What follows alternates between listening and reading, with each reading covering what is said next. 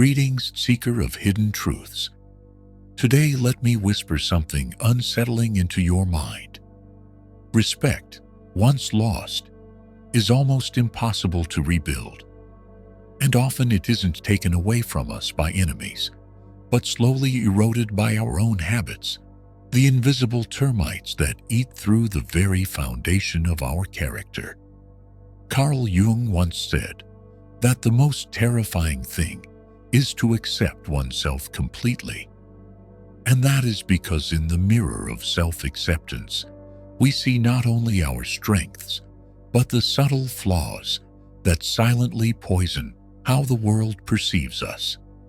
Before we dive into these destructive habits, I invite you to strengthen this community of curious minds.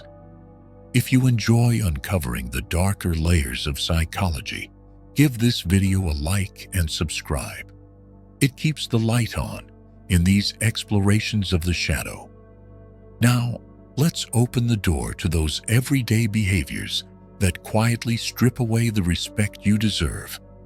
The first habit is one Jung would recognize instantly: the compulsion to wear masks, to play roles so often that we forget who we really are. Imagine someone who changes their personality like a chameleon, loud and boastful among friends, timid and agreeable at work, syrupy sweet with strangers.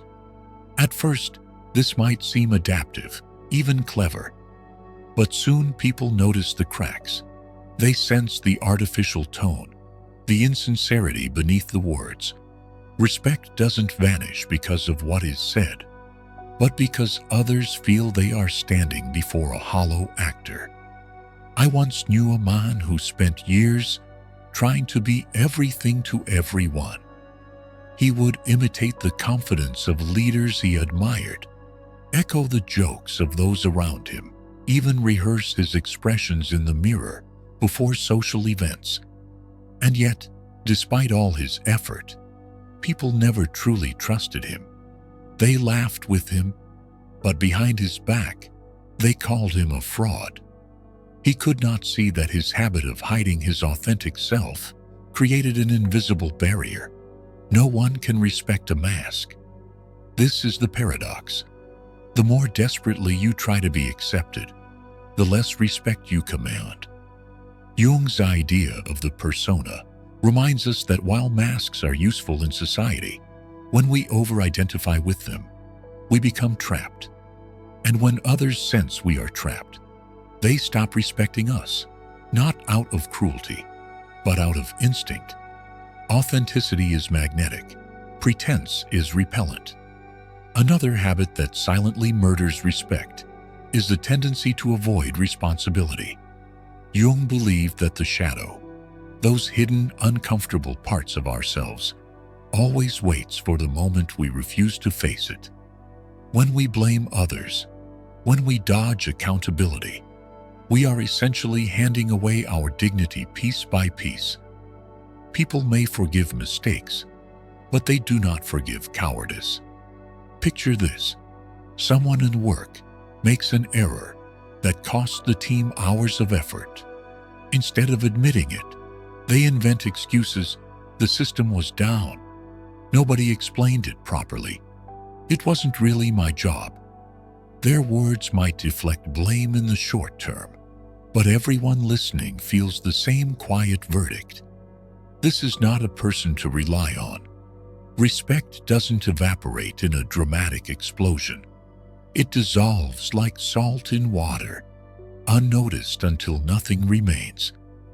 There's a deeper psychological reason for this.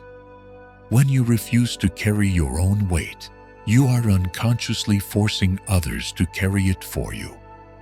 And human beings have a keen sense for injustice. They may not argue with you directly, but their respect dies in silence, replaced by irritation, stare, and distance. Jung would argue that what you reject in yourself, in this case, your failures, will eventually dominate you.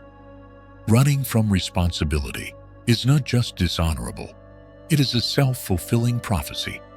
You become exactly what others suspect: weak, unreliable, and undeserving of esteem. And here's the bitter irony. Those who bravely admit their mistakes often gain more respect than those who never err. Why? Because truth has gravity. A single moment of raw honesty, even if it exposes your flaws, has the power to command more admiration than years of false perfection. The shadow confronted makes you real. The shadow denied makes you small. There is another habit, subtle but deadly, that devours respect: constant complaining.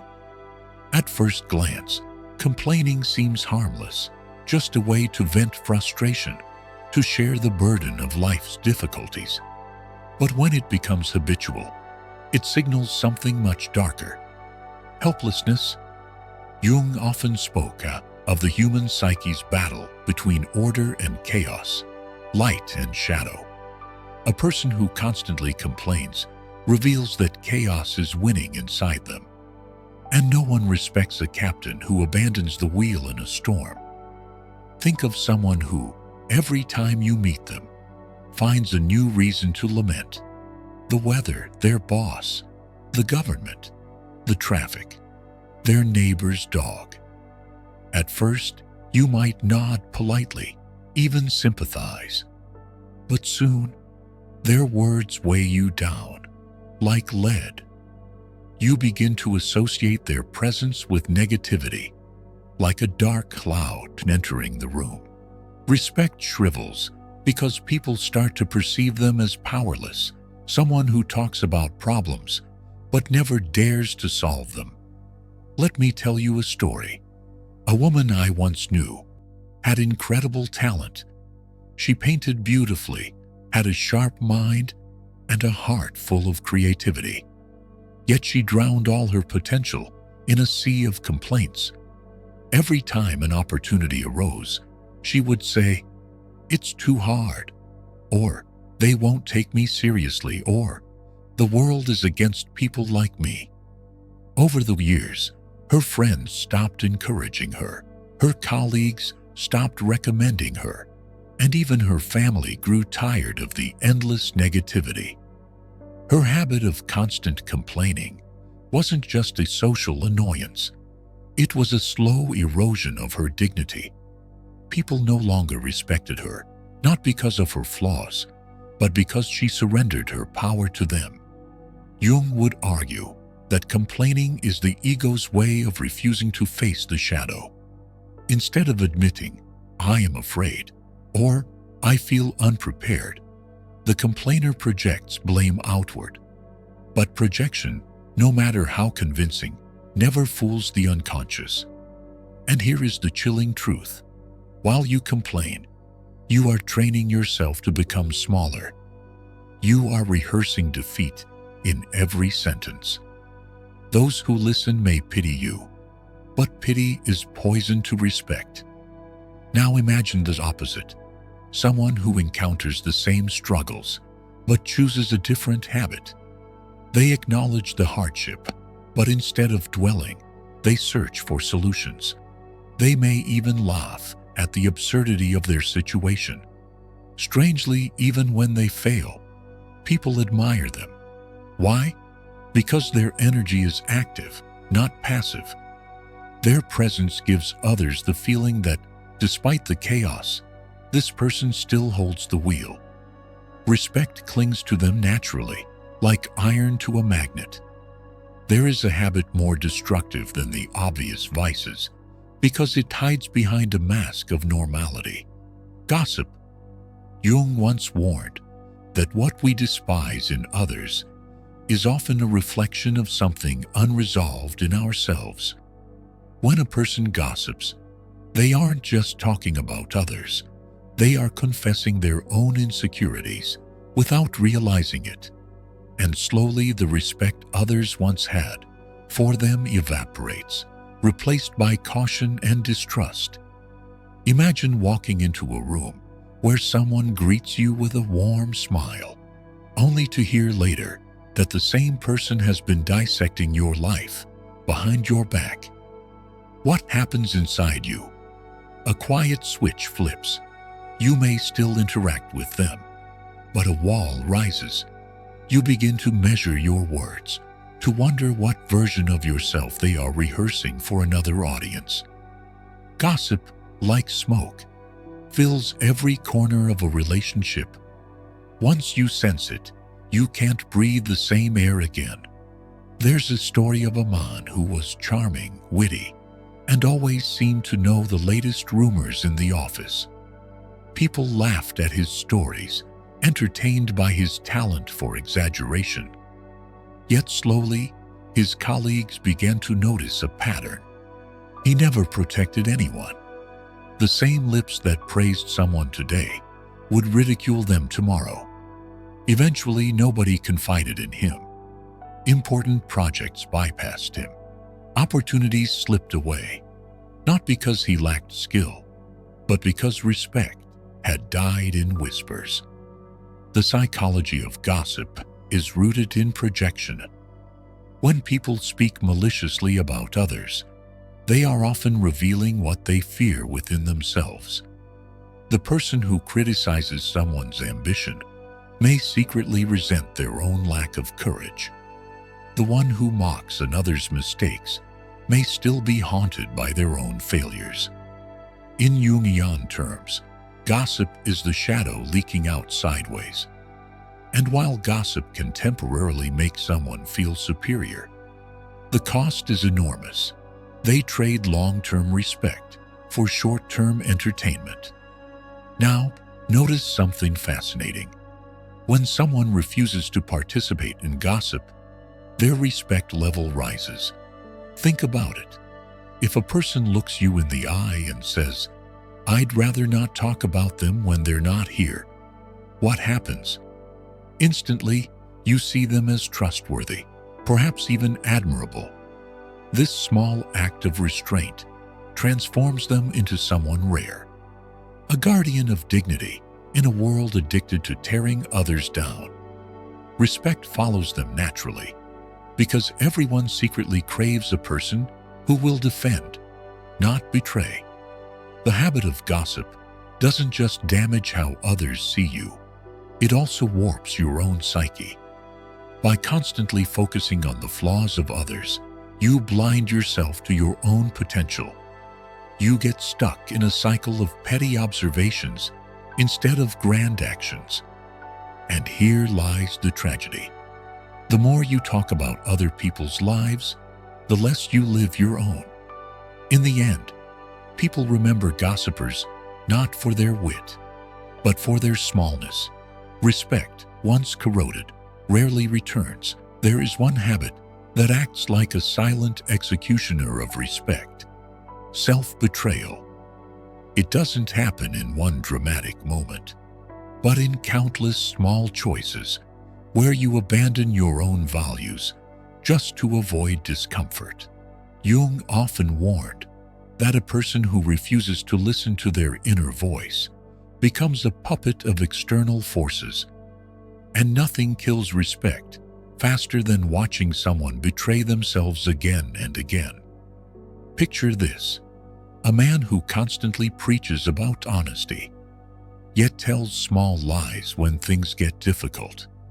A woman who speaks about courage, but avoids every challenge that might expose her to failure. At first, these contradictions may go unnoticed, but slowly those around them begin to feel the dissonance. Their words ring hollow. Their gestures lack weight. Respect isn't destroyed by the lie itself. It's destroyed by the pattern of self-betrayal that people can smell, even if no one names it aloud. I once knew a young professional, brilliant and full of potential. She dreamed of leading, of inspiring others. Yet whenever pressure mounted, she bent to the will of whoever had the loudest voice in the room. She smiled in agreement, even when her gut screamed no. And with every concession, she felt a little smaller. The tragedy wasn't that others disrespected her, it was that she began to disrespect herself. And once you no longer respect yourself, how can anyone else? Jung spoke of individuation, the process of becoming whole by uniting the conscious self with the shadow. But individuation demands courage, the courage to say, "This is who I am, even if it costs me approval." When you betray yourself, you are not just avoiding conflict, you are denying your very being. And those who witness it, consciously or unconsciously, sense weakness. Respect isn't born from perfection. It is born from integrity. To betray your own integrity is to broadcast to the world, "I cannot be trusted, not even by myself." The deeper danger of this habit is that it reshapes your identity. Every time you betray yourself, you reinforce the belief that your true self is not good enough. Slowly, you dissolve into the expectations of others until one day you no longer know who you are without them. And here is where the real psychological destruction begins. When you live for the respect of others, you lose the very essence that could have earned it. This is why self-betrayal is more insidious than lies, gossip, or complaining. It doesn't just erode respect from others, it devours respect from within. And once that internal foundation is gone, the entire structure of your dignity begins to collapse. It is the ultimate silent killer of respect, one Jung would have recognized as a shadow unacknowledged, consuming its host from the inside. In the end, respect is not lost in one single blow. It is chipped away by these habits that we often ignore. The mask that hides authenticity, the avoidance of responsibility, the endless complaints, the poison of gossip, and the silent betrayal of our own values. Jung taught us that what we refuse to face within ourselves becomes our destiny. And the destiny of these habits is always the same: isolation, mistrust, and the slow disappearance of the respect we crave. But here lies the good news. Just as respect can be destroyed by small habits, it can also be rebuilt by new ones. Choosing authenticity over masks, responsibility over excuses, action over complaints, integrity over gossip, and above all, the courage to remain loyal to yourself. These choices may feel small in the moment, but over time, they create a gravity that pulls respect back to you, like planets orbiting a sun. So, if you want to reclaim that hidden power, begin with the shadow. Look at yourself honestly, with no excuses, and take that first step. Respect is not given, it is earned, and it begins inside you. If this message has resonated with you, don't let it fade. Give this video a like, subscribe to the channel, and join me on this journey into the darker corners of psychology. Together, we'll continue to uncover the secrets that most people fear to face.